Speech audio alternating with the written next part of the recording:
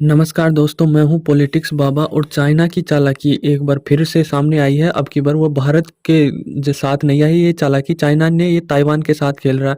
Taiwan के साथ सैकड़ों राजनेताओं को अपनी सस्ती यात्राओं का लालच देकर अपने देश बुला रहा।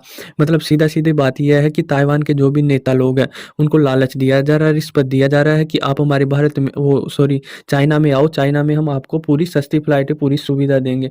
मतलब कहने का मतलब ये है कि पूरी सुविधाओं से बुला रहा है और उसको ताइवान कैसे अपनी पकड़ में आ सकता है। आप जानते हो चाइना और ताइवान के ये मैटर चल रहा है पूरा, यह चाइना हड़पना चाहता है ताइवान को। वह तो अमेरिका इसके बीच में खड़ा हुआ है, तो इतने दिनों से डटा हुआ, पर ये कभी ना कभी ये युद्ध होगा। तो इसमें ये चाइना पहले ये चाल चल रहा है कि ताइवान में डेमोक्रेसी है और डेमोक्रेसी की ये नस जानता है चाइना कि हम इनके सारे नेताओं को खरीद लेते हैं। अब देखो चाइना के पास पैसे की कोई कमी नहीं है, वो खूब 19 ट्रिलियन की इकोनॉमी है और वैसे भी वो परवाह नहीं करता पैसे की। तो वह चाहता है कि ताइवान के कुछ नेता लोगों को हम खरीद लें, उनकी सस्ती। देखो नेता लोग होते ही करप्ट है। यदि देश के नेता लोग अच्छे होंगे तो देश अच्छी तरक्की करेगा, और यदि नेता लोग करप्ट हो गए तो उस देश की हालत खराब हो जाएंगी। तो ताइवान के कुछ नेता ऐसे ही लोग हैं जो अब चाइना की तरफ जा रहे हैं और करप्शन में फंस रहे हैं, रिश्वत ले रहे हैं, जबकि उनको ऐसा नहीं करना चाहिए। क्योंकि आप जानते हो चाइना और ताइवान के बीच में कितना वो डिस्प्यूट चल रहा है। तो इसको लेकर चाइना फायदा उठाएगा, एक कुछ पैसों की वजह से बिक जाएंगे और ये देश मुसीबत में पड़ जाएगा। तो यही है कि यात्रा ना करें। अब चाइना तो ऑफर दे रहा, आप आओ हमारी पिकनिक मनाओ, यदि कपल्स हो तो वैसे आओ, हनीमून मनाओ, जो भी पूरी सुविधा दे रहा। क्यों? वह चाहता है कि इनको एक बार अपनी मुट्ठी में ले लेंगे ना, तो ताइवान अपने आप आ जाएगा। अब चाइना ऐसा क्यों कर रहा है? क्योंकि ताइवान में अब चुनाव आने वाले हैं और चाइना को पता है कि जो डेमोक्रेसी है, तो इनके नेता लोगों को हम खरीद लेंगे तो फिर ताइवान इतना देश कमजोर पड़ जाएगा। मतलब जो देश के नेता लोग होते हैं ना, यदि करप्ट हो तो वो दीमक की तरह खाने लग जाते हैं। मतलब रहते भी उसी घर में हैं और छेद भी उसी घर में करते हैं। तो ताइवान को काफी प्रॉब्लम आने वाली है। आप ताइवान की ज्योग्राफिकल कंडीशन देखें है ना, तो बहुत ही प्यारी जगह है। वैसे तो ये है, मतलब ताइवान है, ये चाइना आप देख रहे हो, चाइना चाइना के इस साइड में ये आइलैंड है,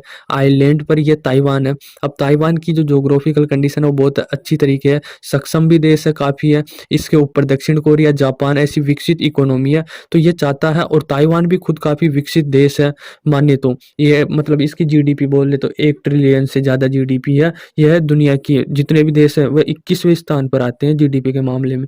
जनसंख्या भी इसकी कुछ खास नहीं है, 23 मिलियन से ज्यादा जनसंख्या नहीं है।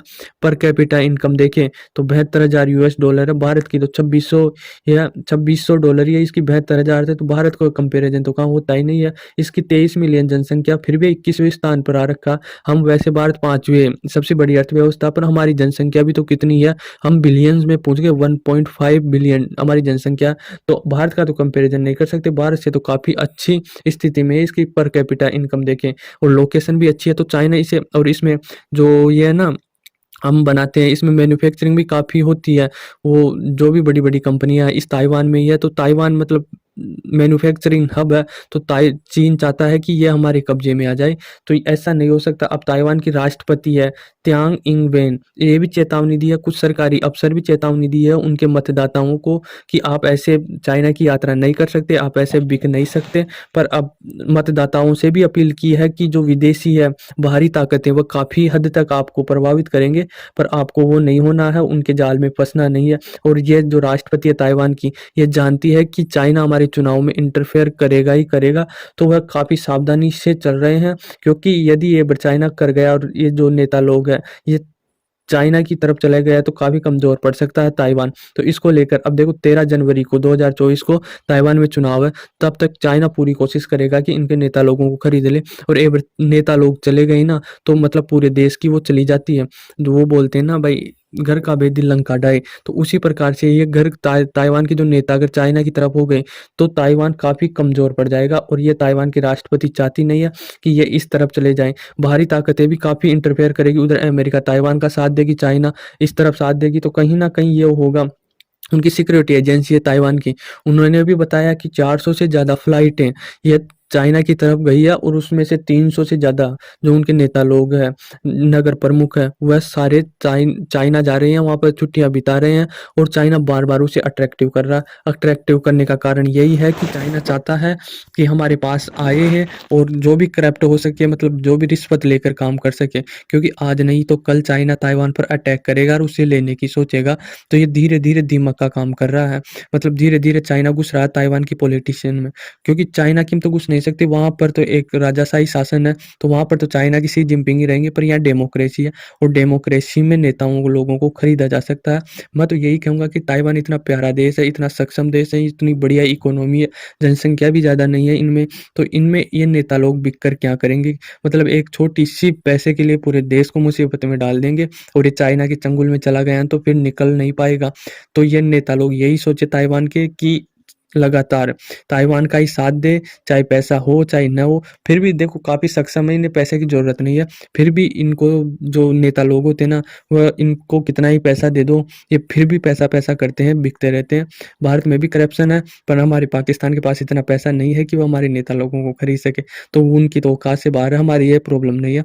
पर ताइवान को ये प्रॉब्लम काफ़ी ज़्यादा आएगी और आने वाले दिनों में जब ये 13 जनवरी को जो चुनाव है ना ताइवान में, यहाँ तक काफ़ी हद तक ये इंटरफेयर करेगा चाइना। तो आई होप आपको समझ में आया होगा कि ताइवान के जो नेता लोगों को किस तरह लुभाया जा रहा है, किस तरह ऑफर दिया जा रहा है कि आप चाइना में आओ। सीधी-सीधी बात है, चाइना चाहता है कि इन नेता लोगों को हम खरीद लें और एक बार मतलब खरीदने की पैसे की कोई कमी नहीं है, तो एक बार अगर बिकना स्टार्ट हो गए तो ताइवान के साथ मुसीबत खड़ी हो जाएगी और कहीं न कहीं हाथों से निकलने लगेगा और चाइना के चंगुल में जाने लगेगा ये ताइवान। तो ये बहुत ही वो है, इसमें बड़ी-बड़ी कंपनियाँ हैं। आई होप आपको समझ में आया होगा। जीडीपी के नज़रिए से काफ़ी इम्पोर्टेंट देश है ये। धन्यवाद।